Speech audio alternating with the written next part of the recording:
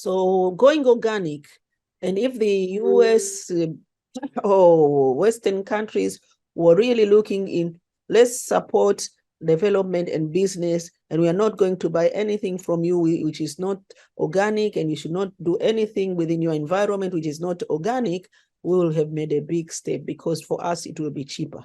It will not cost. Unfortunate thing is we are again, and I believe these industrialist guys, the multinationals, they are bringing in the poison, telling our farmers that if you go organic, you're going for the rich people. I'm like, you're growing for yourself. Don't be stupid. Which rich people you are growing for? Or you are growing for the rich people because now these things, the people in the market will not be able to buy. So are you ready for the people in the market to buy poison just because they are poor?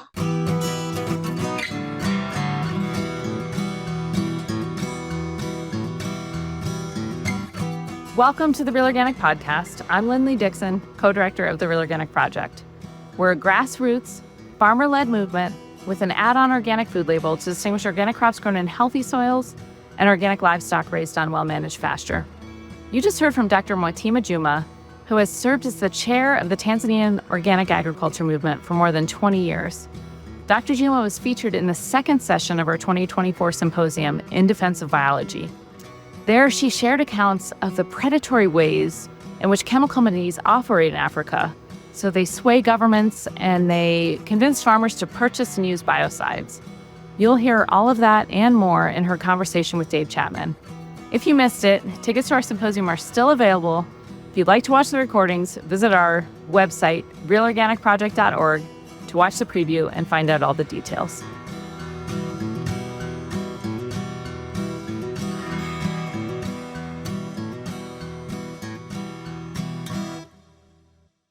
I'm very pleased to talk with Dr. Mwatima Juma. And welcome, Mwatima. Thank you very much. It's an honor. It was kind of serendipity that we found each other. You reached out to me to try and connect you with the USDA. Definitely, yes. And that worked. It was my last resort of how will I get these people. They seem to be untouchables, and nobody was helping me with the embassy, both here and in Tanzania. Then I went to my old colleague friends in organic world. Say, okay, I'll give you the emails. And here you are, Dave, only one who answered my email as silly as it was, with a strange questioning, asking, and we meet. That's wonderful. I didn't think it was the least bit silly. So it's a real pleasure to be talking with you. You know, the organic movement in America is pretty big, and the market is the biggest in the world.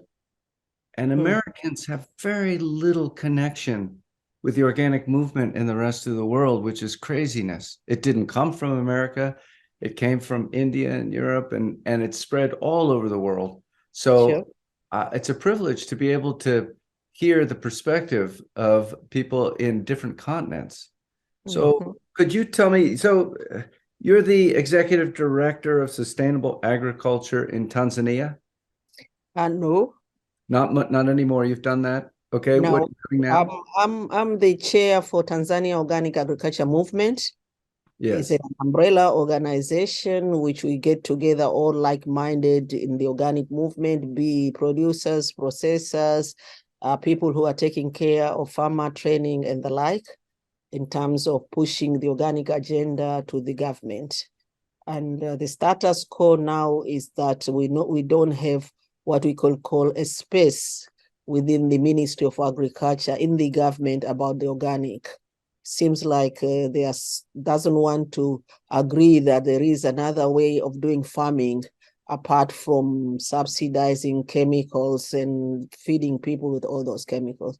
So all show about organic is run by the traders who are exporting export crops in organic, or the people like us who are the kind of an activist who say it's enough for us to be eating things which are poisoning ourselves. And my mission here was like, people believe in US. Unfortunately, I don't know what you have done to the world, but they think like if something is done in America, it's good. And what makes me angry is every time we get support, there was no mention about we could support you to develop your organic corner within your country. Nothing is mentioned. So most of the government people believe that you are not organic.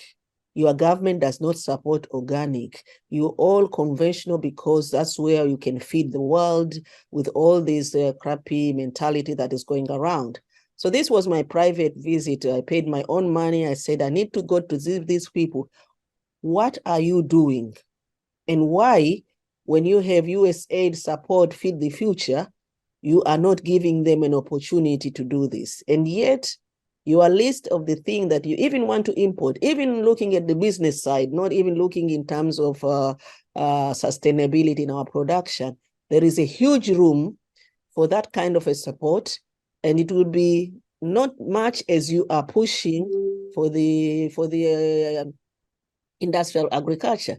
So I thought if I come here, and now that I have been supported to be an advisor, the president has chosen me among the 5 of us, to be advisor in agriculture. And I thought this is my opportunity to push in the organic agenda. But if I just keep on saying, they will still say, you are primitive, you have been brainwashed, you don't know what is going on in the world. So if I came back and say, I met the people in USDA, and this is what they are doing, they have a transition project.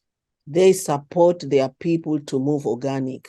We need a small push for our people to go organic. They use billions, $500 million in support, in subsidy support. We could do with a very little of that, and we could make a big difference. So that's a whole thing. $500 million in support of chemical agriculture. In support of organic transition project. This is what. Oh, in this country. In this country. Yeah. In our country, the support for the chemical, for the subsidy of the fertilizer is crazy. Yeah. I don't even want to remember their figures, but always, every year budget, they will have a subsidy for chemical fertilizers, subsidy for chemical pesticides, free trade of the chemicals. You cannot believe that we even until now, we have 44 identified highly hazardous chemicals that are still registered. And we talk and the government says, oh yeah, we realize that, we put them into account, we will deregister them. No, they have not been deregistered. There's not even a place for them to collect it. There's a lot of it in the go down, which is leaking into the environment. We are time bomb in terms of the pesticides and all these other chemicals that are moving around. You can just walk into the market and buy whatever you want. Dr. Juma, let me ask you, how did this happen? When did this happen? Right? It's not that world agriculture was always chemicals. So how did it become so dominant in Tanzania, in Zanzibar, in East Africa? It happens at the time. When I go and talk to the farmers, I always tell the farmers that I beg forgiveness because I'm the one who believes in an industrial agriculture. And because I'm raised on the farm, which is Msonge Organic Farm. We can talk about it later. And my father was a farmer. He did not recognize himself as organic, but he was doing all those what are supposed to be the organic farming way. And when I went to do my first degree at the Sokoine University, when I came back, I said, we got to move. We got to use NPK, we got to use urea, we got to use this, because if we want to increase the yield, this is the things, because we have tested them in the university and they work. And my father would say, oh, don't be silly. We have cows, we have chicken. Why would I go and buy something else for fertilizer while I have in my farm? So I thought maybe my dad was just mean, that he doesn't even know what it is in advancement in agriculture. And FAO came in and gave the fertilizer subsidy. Those days, in the 60s and 70s, the subsidy was coming from the organization like FAO, free. They are dumping bags and bags of fertilizers to the farmers to use them without any further guidance. And I don't blame that, because maybe, but at that time, the yield was increasing, but before we realized what is really doing, the impact of it, we were okay. We thought we were okay. Unfortunately, now we're realizing what we have done to ourselves. It's time to say, that was wrong. Let's move out. We still hesitate because it was the time with the DDT. It was the time with the using the gypsums and using all these asbestos. It was the time when we thought this is really the penny, this is something that can help us to advance.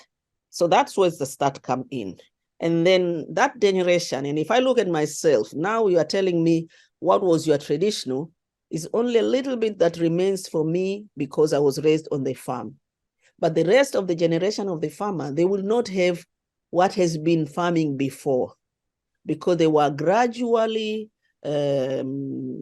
pushed into chemicals and they were using them, and slowly until they get to the stage, everybody within the ministry, technical people, they all like, it will not work. They can even tell you that you cannot grow rice without using chemicals.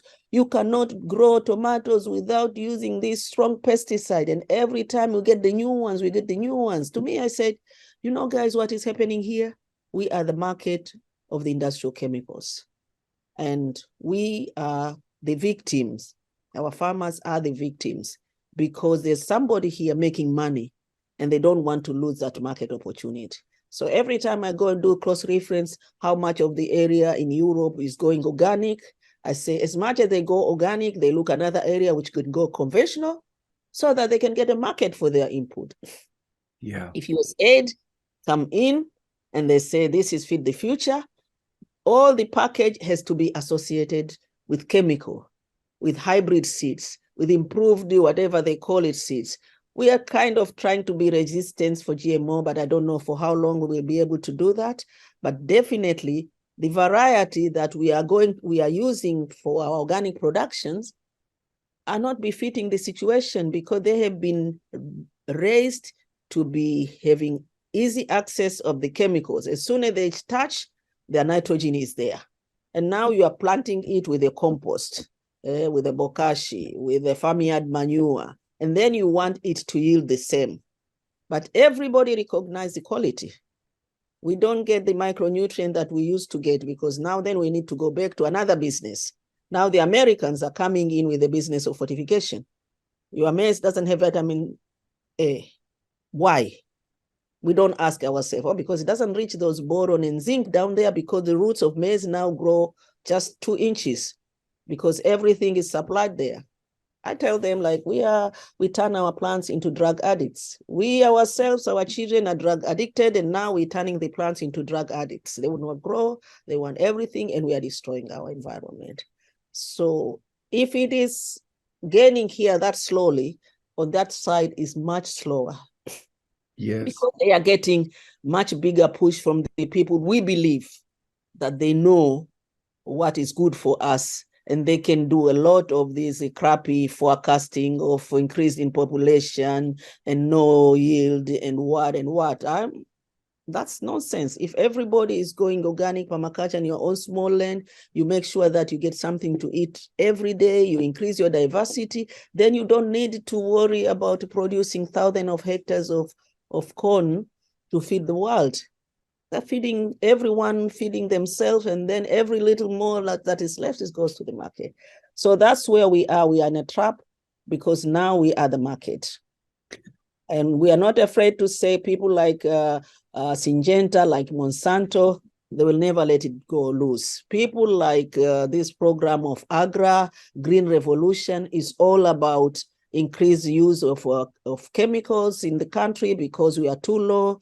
Our chemical use in fertilizer is only 4 kilogram compared to 100 kilogram that the other countries are using, without perfecting other issues that are pertinent. Get us better assortment with our waters, our irrigation system.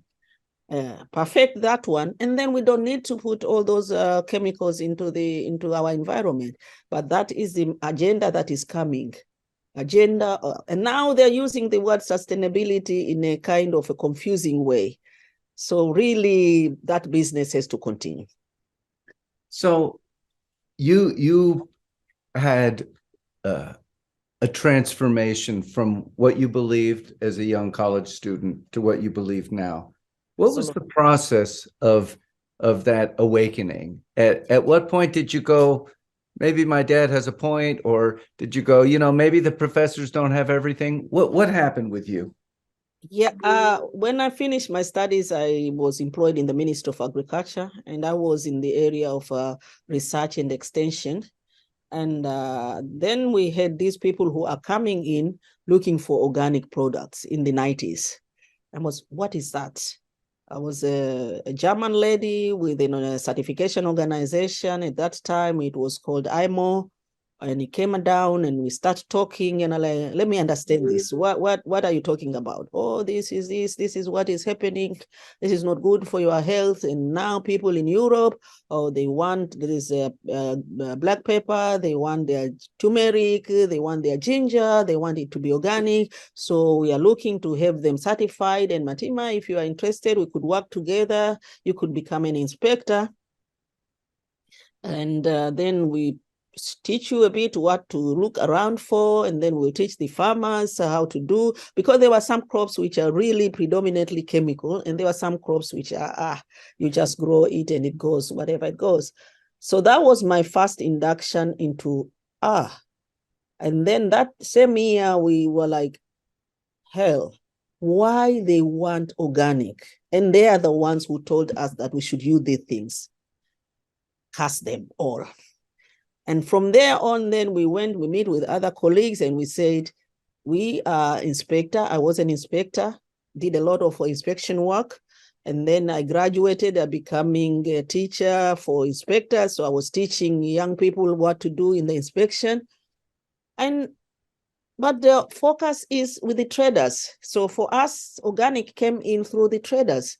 They want this. So you have to do whatever you can do to make sure that you fulfill the market need for that. So we were like, this is not fair. What about ourselves? And that was uphill struggle, because everywhere where these farmers are organic farmers is because of the market opportunity, is because of that trader, the Janjem, the whoever it is who want those products and don't care about other products that are around. We want coffee to be organic. When you have coffee organic, it means the beans that is growing under the coffee is organic, the banana is organic, but you don't sell that as organic. You don't have a market separate. But people realize that their health has improved because now they are very strictly, they don't want to lose that premium market that they are getting. So if the government will focus in the 90s, continuously pushing for that agenda, will not be in this situation now. But for them was like, oh, this is done for, we call the white people Wazungu. This is done for those Wazungu. They're crazy. Let them get what they want because they are ready to pay double, 3 times, 4 times the price. Okay, do for them, but not for ourselves.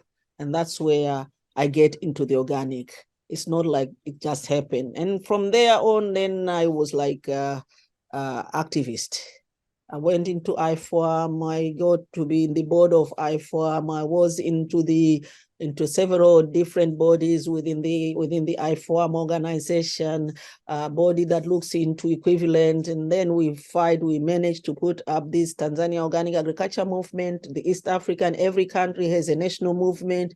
We got it together. We got a little bit of a support here and there. We go up to making East African Organic Standard, and we have an East African Organic Mark. And now we have really fall back in terms of making sure that people are using this East African Organic Standard and using mark. It's nothing to do with export.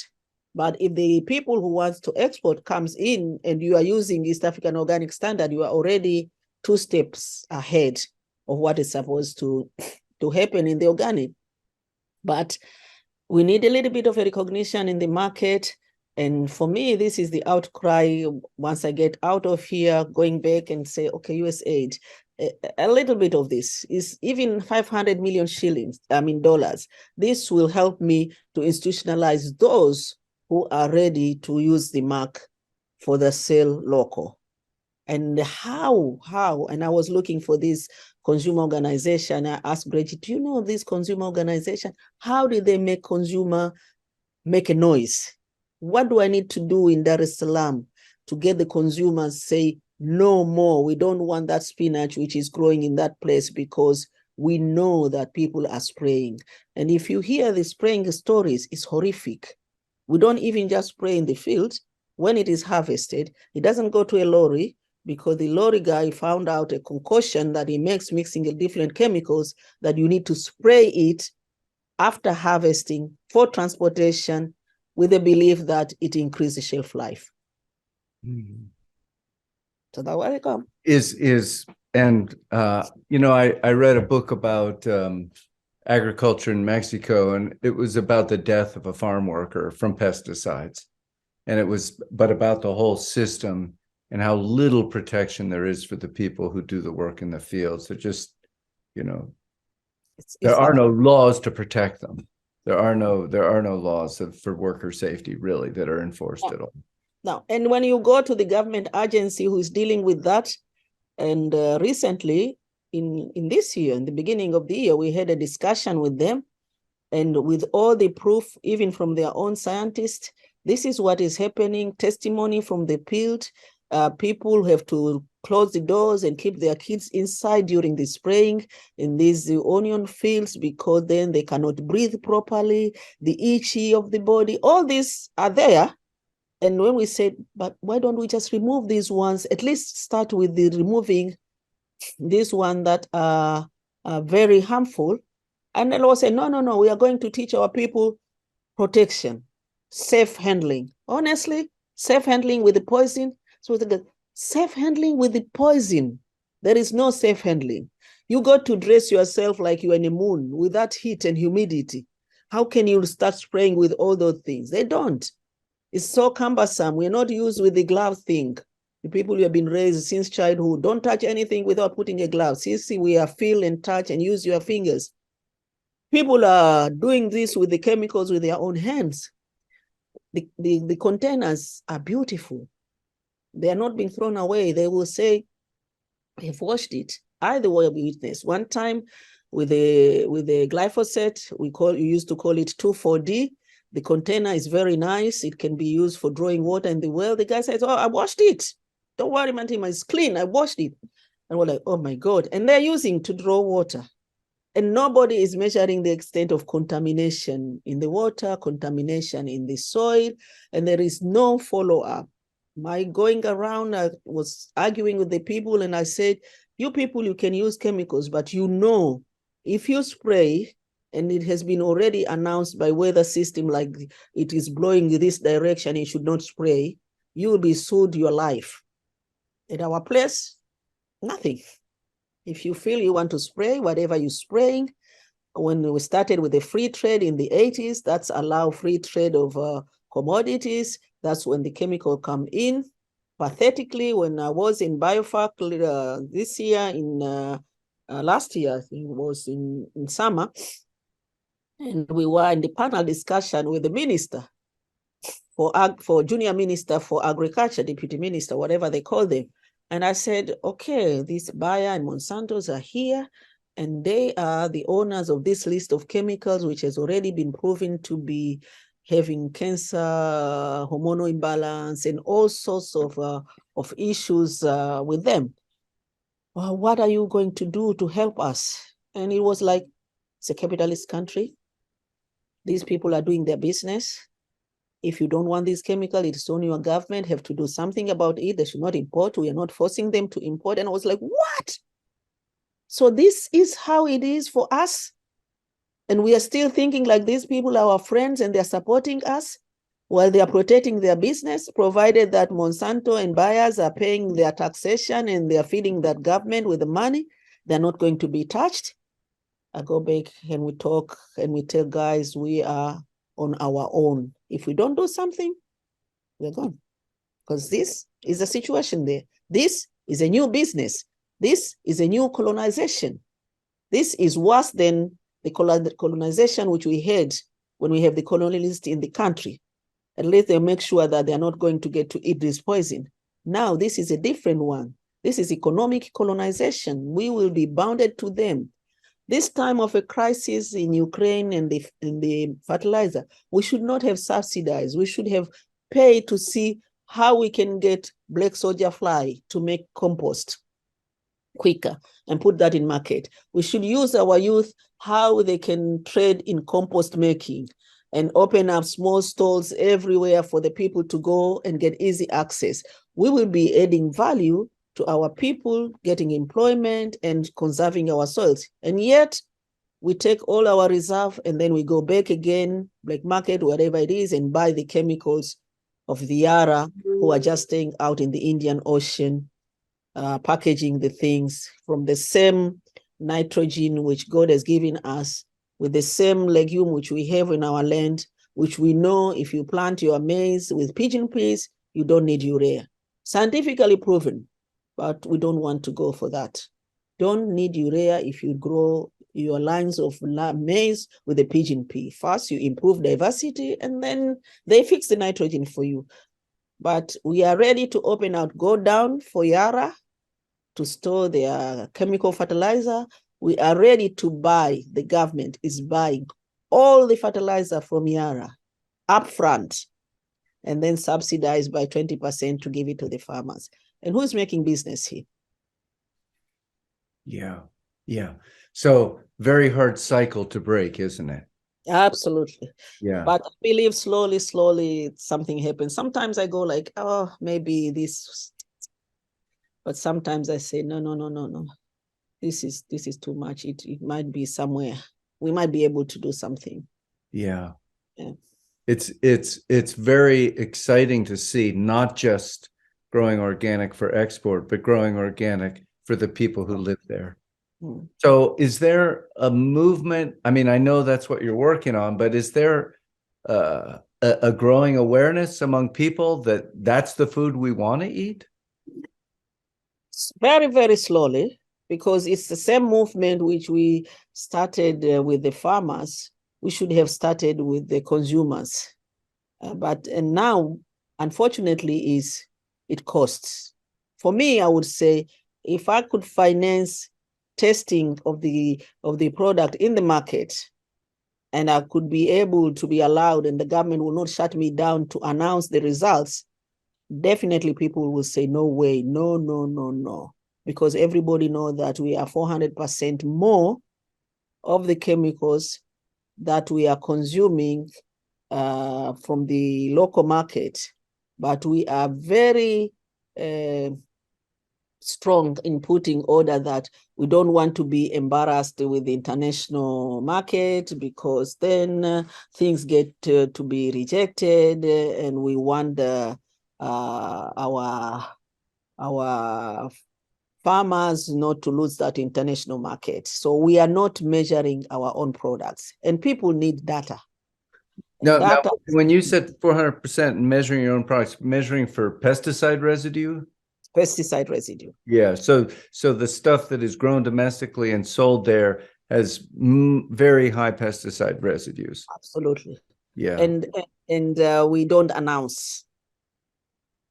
The government does not want that to be announced. And they don't want to be announced. And they are not taking action to reduce it, but they don't want to announce it. So we are like, okay, if you don't announce it, then gradually take action to reduce it. And people want to have data. So we don't have data because for the civil society organization, we have no capacity to do all this costly testing. For me, for Zanzibar, we have seen an increase in cancer rate. I could say is from the pesticide sprayed on our vegetables, because we have gone too much in this couple of 5-10 years ago. We don't have industry to say that this is coming from the mercury from our industry. The only thing is we are now spraying even our local vegetable, which has never been sprayed before. We are now spraying it with chemicals. But how can I connect between this cancer increase? If I go to the hospital and ask the guys, can you tell me a little bit what is happening now? I say, yeah. We're now getting more and more people with this kind of a cancer, breast cancer. We're now getting a lot of people in fertility issues. Every young families have to go through to Dar es Salaam to get whatever in fertility testing or implanted because they can never consume anymore. And we could see there are a lot of deformed kids that are being born now. This has been an increase. But nobody is associating it with what is the cause of it, even if it is a small percent. To us, we believe is from the pesticide that are being used in the field. Other things could be the livelihood changes, the way we are eating, too much oil everywhere, too much thinking, fast food, and the like. Yeah. So processed food is also coming in. Yeah. Is modernization, is advancement, is living like West. Yeah, you just go into the supermarket and buy some package and just open it and warm it, and the microwaves are already there also, and put it in the microwave and you eat it and you're quick. Yeah. In that way, there's a much greater impact than we imagine in the US for what we do, because we have influence, but we're often not aware of that. But the consequence of protecting organic and growing real organic can be great. It can be great for people that we never see, that we never meet. Absolutely. And for me, the people like, you're paying your own money to go. I said, yeah, and I go for knowledge. I want to seek knowledge. I want to see these people. I want to see how they're doing. I've been struggling here because the only thing which is different from us is you don't just walk to the farm and say, I'm here. I want to see your farm.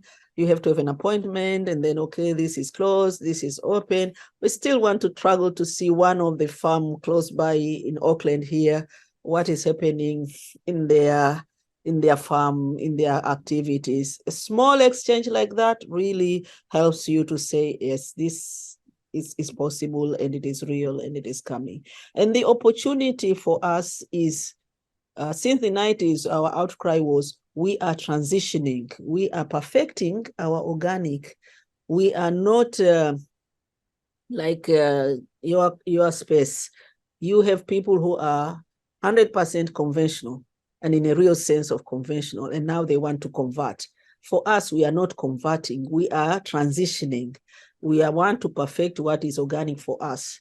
And the unfortunate thing is it gets a connotation like, this is primitive. You should not go back to the primitive. I say, no, it has science. It has a great science into it. I want to know if I have effective bacteria, the nitrogen fixers, are really effective. I want to have a tool that I can check my rhizobium and make sure that they are really doing their job.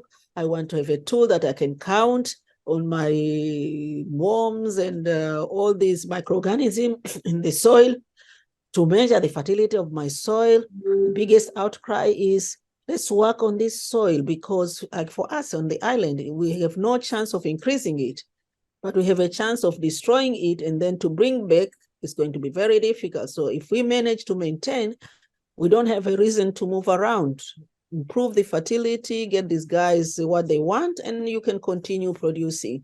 So going organic, and if the US or Western countries were really looking in, let's support development and business, and we are not going to buy anything from you which is not organic, and you should not do anything within your environment which is not organic, we will have made a big step, because for us it will be cheaper.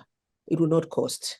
Unfortunate thing is we are, again, and I believe these industrialist guys, the multinationals, they are bringing in the poison, telling our farmers that if you go organic, you're going for the rich people. I'm like, you're growing for yourself. Don't be stupid. Which rich people you are growing for? Or you are growing for the rich people because now these things, the people in the market will not be able to buy. So are you ready for the people in the market to buy poison just because they are poor? And that is, you are helping them because this one will have an increase in price. For me, on my farm, I said, I don't increase in price, but I go to the stage whereby I sell with the trust. And this is where the organic should go. We should sell with a trust. We don't have to go through the certification. And once you talk about that, then the technical people in the ministry, they jump immediately into the certification. Oh, this is very expensive. We cannot make ends meet here. People will not be able to buy this stuff in the local markets. No, we have to go back into the calculation of cost of production and put figures on the table. How much does it cost you to produce organically, and how much does it cost you to produce conventional? Because for your conventional is neither here nor there. You are not even using what is supposed to be used. You are not going as per what has been prescribed because of the costing, and you are buying anything that is available. So if you look into the cost of production, it doesn't cost me more, then I don't see why I should just sell more. So I sell my bunch of spinach the same price, but I finish selling it before people go to the other one. They go to the market now, they do, oh, I'll take this one. Then they don't, then you don't have to worry because you are selling it at the same price, but you are selling quality. So people are ready to buy the quality. But when you start putting into the mind of the farmer that once you don't use chemical, then you are upgraded to get 10 times, I mean, the price like we see in the supermarket here in America and in Europe, we cannot compare with that. So those are the mentality to kill the development of the organic, telling people that once you go organic, you deserve to be paid more. For what? Yeah. So who do you think really wants organic to not work?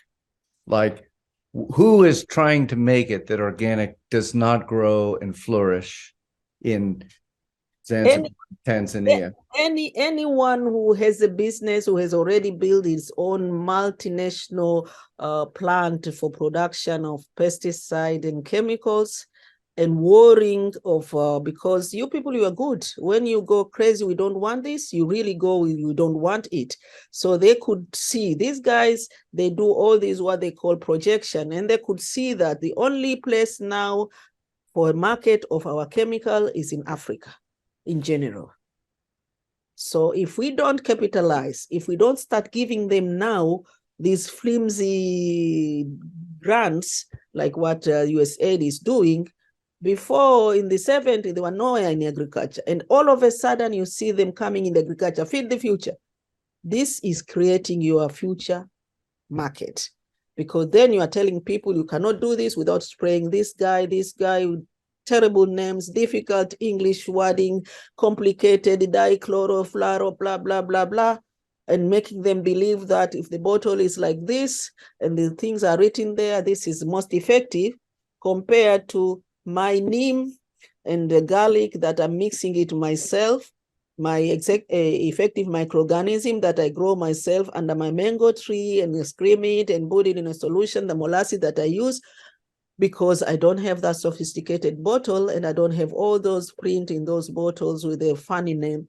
So those are the guys who will say, come rain, come sunshine, this organic should not go in these countries.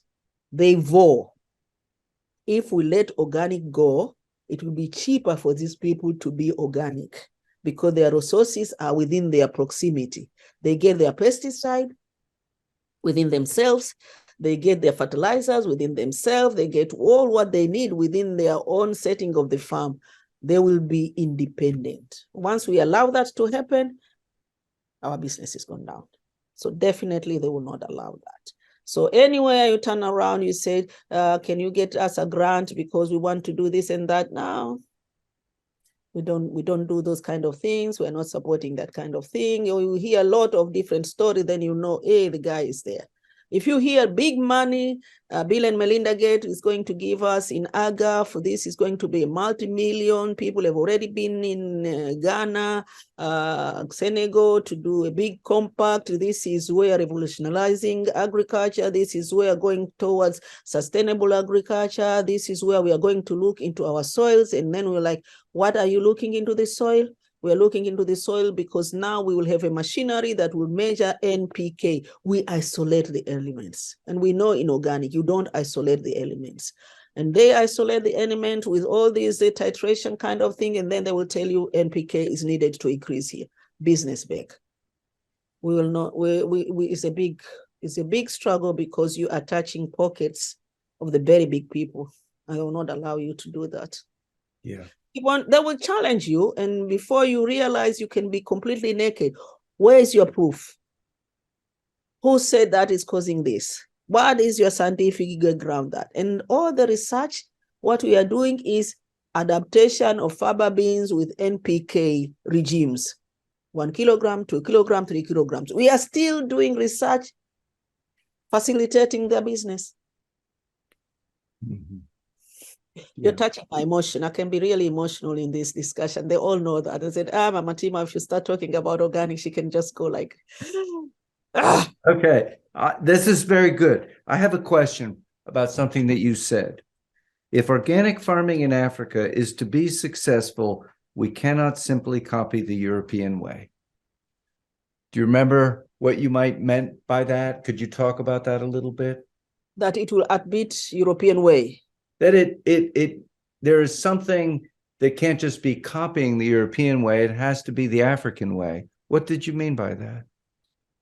Because, I don't know, I believe that our tropical environment, and we all know that where the life has started. I don't blame, I like snow because it has also its own usefulness, but I believe that the environment that we have been ordained by being there in the tropical environment is very, very conducive to be the organic way. And as, for example, you said, okay, if you plant your marigold, this will control, everything will be growing. If you don't interfere with the soil, a lot of stuff will just be growing, and they will be used. We use our weed for making compost, so you don't have an issue of bringing in now the big business of a weed killer, of glyphosate, telling farmers that away on breaking your back from bending and weeding, and telling them, chop these weeds, use them to make compost, use them, dry it, use it for the mulch, so we will beat. And they will, and for me, they did not look into it in that way. But apart from killing the business of industrialists selling chemicals, we will kill your real organic projects, because we will be producing much better, testing more quality stuff than you are. And we will be producing in the time when you cannot have your broccoli or your what. We will need a lot of greenhouse. You need a lot of energy to produce. We don't need energy to produce. We will suffer a little bit when we have an unpredictable rainfalls, but still we will make up much better than you are doing. So if you're not careful, and if you allow us to open up and support us a little bit to go organic, you're done. Good. So you have talked about how your work connects with climate policy. I know it's a big conversation now. Have you got words for that? Not much, I would say, in terms of because within the umbrella organization, we allow people doing whatever they are doing, provided that we are all of the same mind, like we're supporting organic. But personally, sometimes I feel, yes, climate change is real, but at times we are using it to disorient a little bit from how the things should be in the organic way. And I'm very unfortunate. With time, organic has also been get a bad name or bad picture, especially when it gets too much associated with the certification and cost of certification and the like, and then we lose the opportunity of saying, we don't want monoculture in organic. And then people will climb on that one and say, hey, but that's an organic farm and it is all monoculture. No, then some things we need to balance up when we are doing this organic thing to add those aspects that stand out of it as organic, in terms of a lot of these other things that are coming around. Regenerative, agroecology aspects and all that. So every meeting, instead of concentrating, and I blame the multinational, I think they are doing this purpose. Instead of us concentrating, and we are meeting as organic, like-minded, instead of concentrating on what are the issues that we can help each other, we are concentrating. So what's the difference between organic and agroecology, between organic and regenerative, between organic and permaculture? For me, I said, don't worry about the difference. Find what is similarities, and let's capitalize on that. My two concern is I don't want to lose the market opportunity, which has already been established for years within organic. And these other guys are coming in before we realize we are losing it, because we cannot differentiate between conventional and organic if people say minimum use is allowed. What is minimum? The minimum for you is not the minimum for me, it's not the minimum for the other one. Once we become complacent on that one, then we are gone. And then that market is not there anymore. And you're talking about minimum use of herbicides, for example. Yes. Yes, and fertilizers. What is happening in much of industrial regenerative? Yes, because in agroecology, they are talking more of plant more trees and diversity, but don't worry very much about the use of these chemicals here and there, just spray a bit here, a bit there. In organic, we say, don't do that. So then they said, oh, organic is very restrictive, let's people move to this.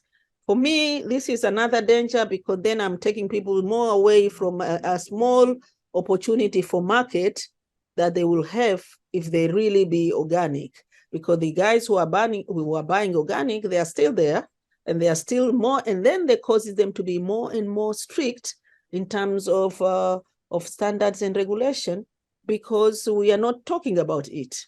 In every meeting, I am pointed out, let's stop lying ourselves. Let's ask ourselves, why are we now talking about agroecology? What get us into this one? Let's be honest. It is industrial chemicals. So why don't we just go out first foremost says there should be no use of industrial input in an agroecology farm. Oh, no, we cannot do that because, it is needed for the, and then whom are you favoring? Then maybe you are also getting some support funding from the same guys who want to sell their chemicals. They don't mind a small bit, because then if they brainwash everybody that you can be just like organic by being agroecology by using these kind of chemicals, let's shout it out. I don't see in your 10 guidelines of agroecology talking like no use of industrial chemicals. You don't say it. And if you don't say it, you are losing it. And then you know where to go. There's some aspects. Our farm is permaculture farm. I like permaculture, the concept around it, and I instill my no use of chemicals. Whether it is written in the principles of permaculture or it is not written, to me that is the fundamental. And then we do our water harvesting and double planting and no tillage and all these other aspects, but they will all have a main fundamental backbone is no chemical use. Yes. Yes. I just have two more questions I want to touch. One is, I'm just curious, as a woman coming into an industry that has traditionally been quite dominated by men, not in the actual farming, but in the guidance, in the people who are speaking and teaching, it has been pretty male dominated. Has that been hard for you? Have you seen progress and change in Africa?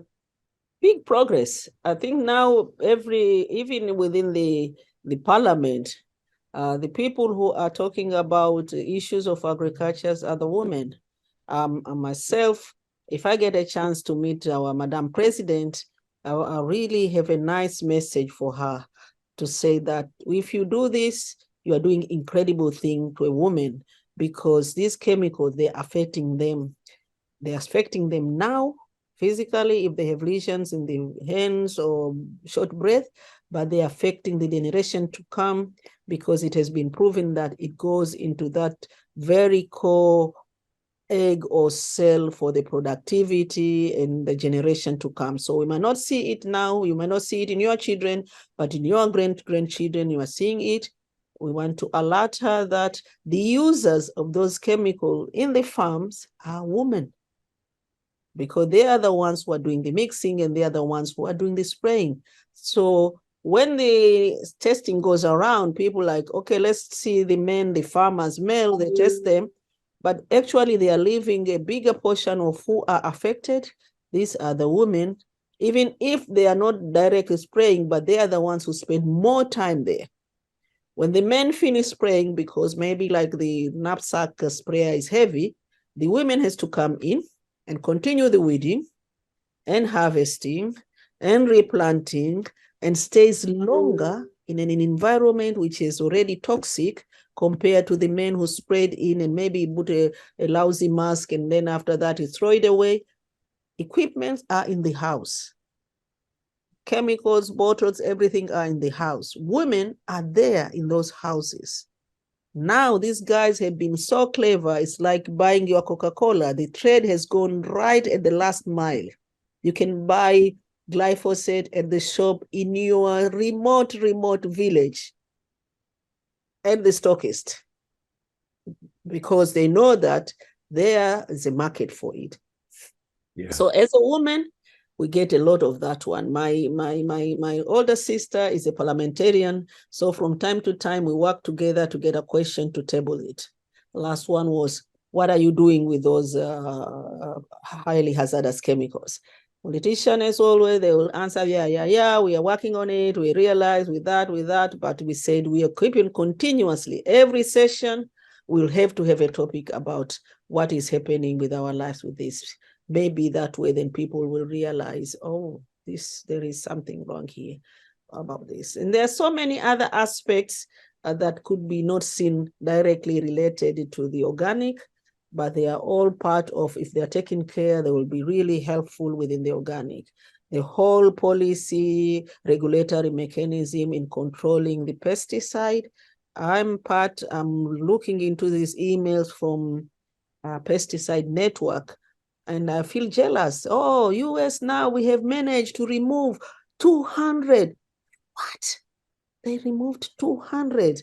So these guys are going, very soon they will have none of these poisonous, even slightly poisonous chemical, because they are aggressive in making sure they talk to their Congress, whatever man, Congresswoman, we don't want this, it has to go out, it has to go out, it has to go out. And they have funding to do research, to confirm, to give data of what is the side effect of what we are doing. We don't. And we are still there, and we are still in getting it. So when you look into that one, you feel jealous, like, okay. And other countries, things are happening a little bit. Indonesia, where, and I look into Tanzania and ask those guys and say, yeah, you're not sending us any information. And we don't have resources to do that information. So I wish I would have an unlimited budget within the movement. That's right. At least to put those aspects. We are on now on seeds, on traditional seeds. While I'm here, the team had gone to see the parliamentarian about our indigenous, we call them indigenous or traditional seeds. They are disappearing very fast. And for us, we said, if you have your indigenous seeds and you are growing it under the non-indigenous situation, it will not survive, because it will not be producing as it's supposed to be producing, and then you will lose it. So they put up a stand. The government has to set aside support in making sure that indigenous seeds are not lost forever. And what we are doing, we are not sure if we could trust the same mechanism, which is upfront shouting like, to be up with the development, we need to go GMO. And we're like, no, we could do other things first. Let them continue with the GMO.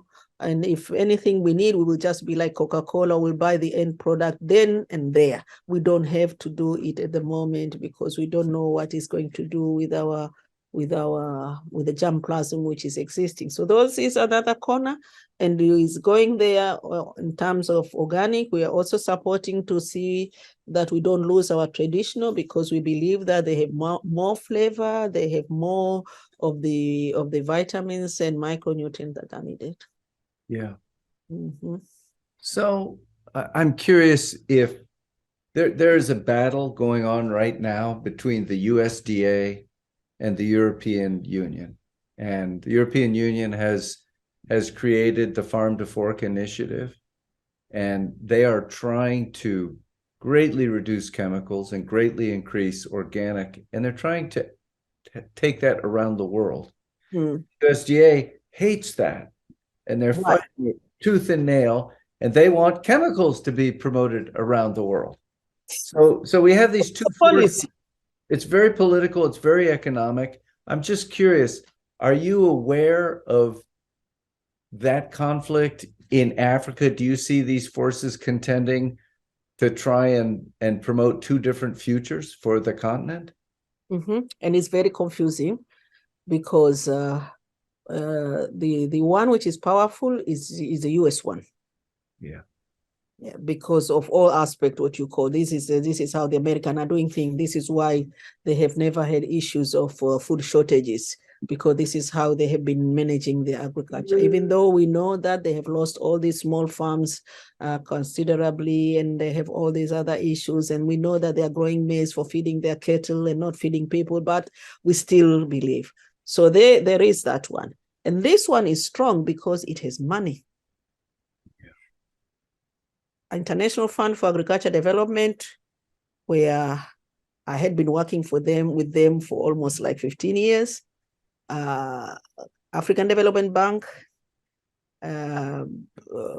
World Bank, USAID, these are all kind of protecting that. And they don't want to discuss anything more than, if you don't go modern, you lose out. Yeah. And to go modern, you get to push those chemicals into it. So those are there. The European one, they don't have funding. So their support is like now, call for proposal, we are support building more for the participatory guarantee systems, and we are only going to work with the Uganda, Kenya, Burkina Faso, and this and that and all. What about Tanzania? No, you are not in the list this time. So, and that will be a small amount, maybe hardly will be 100,000. What are you doing with 100,000? And if you want to do really serious things, and these guys have billions, they allow the World Bank money to go in and be used to do that. So sometimes I feel with the people, when I get them, I just talk to them, you people, you are really, God will see you, because you know what you're doing is not right. And yet you are doing it just because that is your job opportunity and you're making money out of it, which is not correct. So we know about that, what is happening in Europe, but even there we see them like they don't want to control herbicides, these chemical pesticide, and now there is another channel. They allow their formulas to be manufactured in China, and China and us, we don't have an issue, so chemicals now are coming through another back door. Unchallenged, we don't even know what is in composition of it, but we take it, but we know that this is still the owner of the trademark is still the Monsanto or Syngenta somewhere there, but now they are clean because Europe does not allow them to export what they ban into their countries to other countries, but they're not exporting. It's done there. Yeah. It's a steep hill. It's a very unfair world, you could say. Yes. So we just hope that we will live enough time to say, at least to me, is government have at least a department. When I look into those levels and levels within USDA that they are dealing with the NOP, at least government should say, okay, let's work together with you, civil society, but we want to manage regulation. We have no problem. We have seen it in Denmark, is working, is in under government management. Here it is working, state, they do their own thing, but still regulatory is there, provided that we put things in a proper way, that we don't undermine the credibility of the organic, then let's do it. But in our Ministry of Agriculture, we don't even have a single person who is called, this is a contact person. We had one before. God has taken him away. Since then, it's almost a year. Guys, give us a replacement. Give us a desk. Well, in this country here, it's almost like a whole building, which is dealing with just that, to make sure integrity is there, and there's a business opportunity. Then why are we not having at least a section or a unit that is dealing with organic within the ministries? I don't understand. And this, we are talking about crops. We have not even touched about livestock issue. For me, I just also want to ask a few questions. Okay. Yeah. And for me, mainly is how can we make this real organic real outside the US? Well, we actually are working on that. We now are having a joint venture with Naturland. Do you know Naturland? Yes, I do. So we are working very closely with them. They have 140,000 farms that they certify around the world, and definitely in Africa as well. Yeah, they are in for coffee. Yes. And chocolate, I know too. Yeah, cocoa. And cocoa. So that we believe it's important that we be connected. And so you are open up for continued discussion later on in terms of partnership of what we can be able to get help together. And for me, for example, if I can get some discussion with the USAID, I will want to tell them that the people like you are the ones which we are working in partnership for this project development, or this one or this one. We need a bit of a highlight into things. Knowledge is still very limiting on our side, because we have never been doing very much on it in terms of what needs to be put in place beside the business, and how we can run these two things parallel. While we are impacting knowledge, we are also doing the businesses, and we should go beyond that. So I look forward for the future discussion on it, and I will welcome you very much to visit our farm in Zanzibar. That would be exciting. Be exciting. I'll write the full name of it, then you can start looking at it in whatever they call them days, Instagram, or Facebook, or whatever. Yeah. Good. Look more on the real organic. Good. Okay. So if there is anything more you need.